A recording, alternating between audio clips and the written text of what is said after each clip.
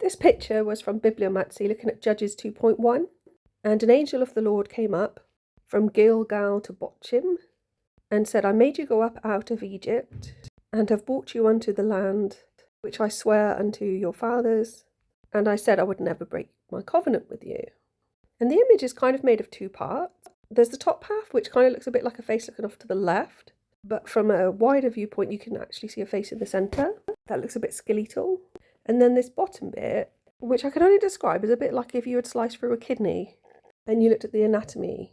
And I'm saying kidney because there's a lot of tubules, glomeruli, a network of small blood vessels known as a tuft. Glomeruli from glomus, a ball of thread, and a tuft is a collection of threads.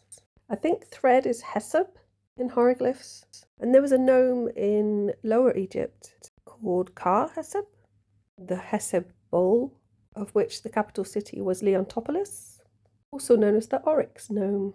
So maybe all that to say, there's this idea of being taken out of Egypt, but maybe the bottom half is where they were taken from. It's not too clear in this image, but there is a definite lizard in that bottom half amongst the thread/tuft bit. She actually looks a bit like she's driving a vehicle.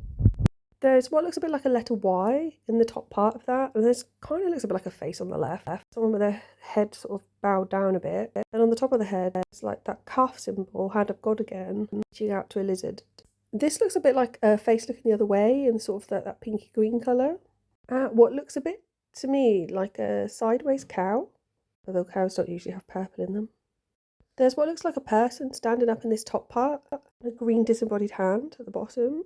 There's kind of squiggles in that person's body. And the bit on the left looks a bit like an equation, sort of like TA or TN over 160. Could just be a squiggle. At the bottom there looks like there's this blue head, quite alien-like. A floating banana up near the top. Banana, inanna. It looks like two figures. Reminds me of like Castor and Pollux. Heads pointing both opposite ways. And as usual, I did some random symbols around the edge because I don't like it just being empty. I'm sure there's loads more. I think this is really fun. Something about that duality that means something. Possibly even coming back to that idea of uniting the two lands, Sematawi, even though that's not what the text is talking about. Although I guess saying I brought you to the land of your fathers, so this new land needs to be united land, and or something here represents the covenant idea. Not sure. I do like waffling. Thanks for listening. Please like and subscribe.